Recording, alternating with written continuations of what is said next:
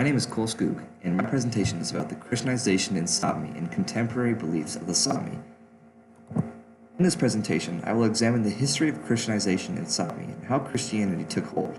Then, I will make the argument that after the Alta Dam controversy, the idea that the Sami could be proud of their culture was shown to the world with their display of defiance against their majority government. I will then discuss the way Christianity is currently held in Sapmi and how traditional Sami values are able to be held alongside Christianity, as shown most prominently in the work of Sami artists. My argument is that the forced assimilation and Christianization of the Sami people eroded their long-held beliefs and rituals. However, the Alta Dam conflict and the fight for indigenous rights in the late 20th century has led to a resurgence in classic Sami values while still coexisting with Christianity. The Sami indigenous land, Sapmi, spreads wide across 4 countries including Norway, Sweden, Finland, and the Kola Peninsula of Russia. Because of this, it can be difficult to map out a complete understanding of the Sami's religion, although there are some concurrent themes across most Sami. The Sami's religion, although it is difficult to call it a religion as there is very little religious structure, which I will get into later, largely focused on animism and polytheism. The Sami worshipped many gods and believed all aspects of nature had spirits. The most important god to the Sami was the sun, although trying to categorize a god as most important may just be our monotheistic tendencies showing. A key part of the Sami religion were the Nawaji, who acted as shamans and spiritual guides for the Sami. The Nawaji would communicate with the spirit world by entering a trance-like state while yoiking or beating a special drum. Due to this, Nawaji were seen as lead figures within the Sami. Another key aspect of the worldview are Saidi, which are unusual but natural rock or nature formations that acted as focal points for communication with spirits as well as a place to sacrifice offerings. As you can see, the Sami religion is wildly different compared to Christianity, which I will get into later, and this would cause many problems for the Sami during Christianization. Although there was a presence of Christianity in churches in Sapmi around the 11th century, the most aggressive Christianization of the Sami occurred starting around the 18th century when missionaries began to take extra measures to ensure Sami conversion to Christianity. Christianization was fueled by a need to assimilate and control the Sami, as well as a core Christian tenet being the need to spread the word of salvation in order to save the Sami from damnation. Missionaries targeted Nawaji as they were seen as the driving force behind their religion. They would arrest or execute Nawaji as well as burn and destroy their drums. This public show of essentially terrorism was meant to show that the Sami culture was no longer accepted. Although this more or less worked on stopping the Nawaji from practicing, there is proof that Nawaji continued their roles, just in secret.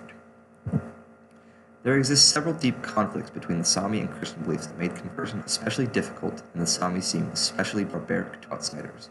The Sami religion has no structure, no religious authority, although you may consider the Nawaji as one, but nothing like the Catholic Pope, no core commandments or precepts, and no distinct founder. As the Sami are a nomadic people, it can be difficult to give structure to their religion like one can with Christianity. You can also see a great disparity in the creation myths of the two religions. In Christianity, God created the universe and only Him. However, in one Sami creation myth, the sun is the father and the earth the mother of all living creatures.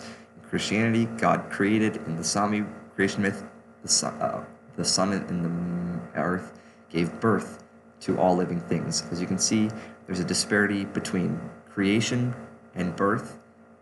In the Sami view, we are descended. In the Christian view, we are created. Additionally, there was a required attendance at churches that was incredibly difficult for nomadic Sami to accommodate to. All of these factors combined to make Christianity incredibly difficult for the Sami to accept. Although it may seem important aspects of Sami culture were eradicated by Christianization, it is important to note that they still seem to continue just in secret. There is evidence of sacrifices still continuing into the early 20th century, as well as a Nawaji drum being found in a cave in 1932. It was not clear whether or not it was used for traditional Nawaji uses, but the fact remains that some practices continue.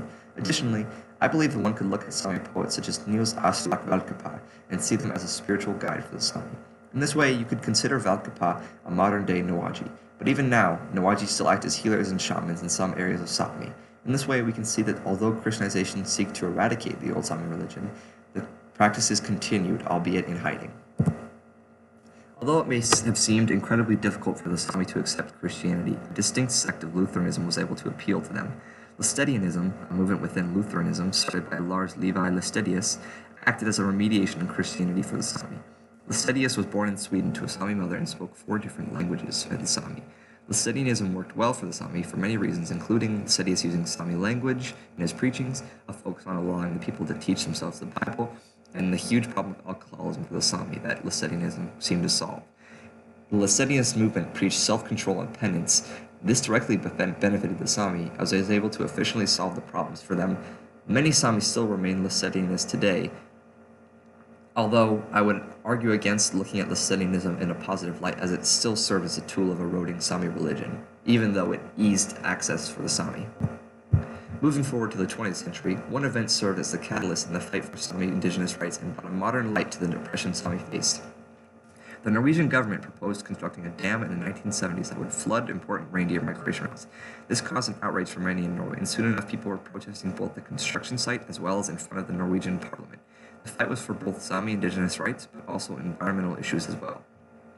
The Norwegian government formed a Sami Rights Commission in response that promoted Sami interests, although the dam was still created.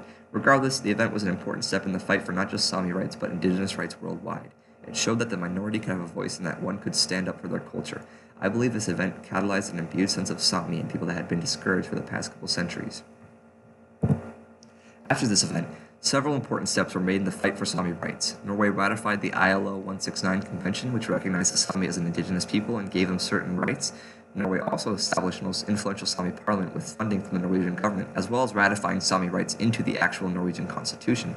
Parliaments exist in other Sami countries, but none as influential as the Norwegian parliament. Although only Norway has made much large strides in establishing Sami rights, we can still see a distinct difference in majority government action compared to several centuries ago. Even to this day, the construction of Nawaji drums continues. Regardless of whether or not they are used for traditional rituals, they are sometimes used in musical performances, and the drums are still an important keystone of Sami culture. Ella Marit Helander, the creator of these drums you see here, believes the construction of drums is important for two reasons. First, it serves as a way to fight the stigma of Nawaji as devil worshippers by emphasizing their roles as storytellers. To this day, many Lasetians still see Nawaji practices as sin. Second, it is a way to reconnect with her past while allowing her artistic side to flourish. The first drum you see here shows a bear, representing the Great Bear constellation, encased within the sun divided into 4 quadrants, representing the 4 continents. The drum serves as a way of encouraging communion and harmony between all parts of the world. The second drum contains a reindeer on the left, a moon on the right, as well as a lava on the bottom right. But most importantly, I'd like to focus on the 3 figures on the top, which represent the Holy Trinity of the Son, the Father, and the Holy Spirit in Christianity. Even though Ella Marit Helander is in touch with her traditional Sami values, she can still show the fact that she is a Christian in her art. Another example of remediation in Sami culture and Christian values is the works of Lars Levi Suna, a Duwaji artist. Duwaji is a traditional Sami handicraft, yet Lars Levi Suna is a devout Lasetianist. We can see great strides from centuries ago, with Duwaji practices likely being discouraged in the time of Christianization. Although Suna practices Christianity, he still has a great deal of respect for the old religion, as he puts it, and tries to show important Sami imagery in his works. On the left is an art installation by Suna titled From Antiquity to Eternity. The piece is meant to display a religious meeting between the two cultures in a respectful manner. To the left is a Nawaji drum directed with the northern lights and several important Sami deities. In the middle is a large landscape with a boat representing fishing trips with his father, but also contains a Bible verse saying, "Follow me and I shall make you fishers of men." Through this there is a fusion of Suna's history with the boat as well as a connection to Christianity. On the right is a Nawaji drum with a cross erupting out of the middle. This is purposely violent imagery, as Suna chooses not to ignore the dark history of Christianity and Sapmi. Suna believes that they can never return to their old religion, but they must have instead look forward to the future they currently have. The other art piece you see here is adorned atop a church organ, and we can see a sun containing a cross, showing another fusion of the two beliefs. Suna believes that although forceful Christianization has left the old religion behind, we can still show respect to it while practicing Christianity. Although Lasetianism could be seen as the religion of the Sami, one Sami group was deeply affected by Christianization in another way.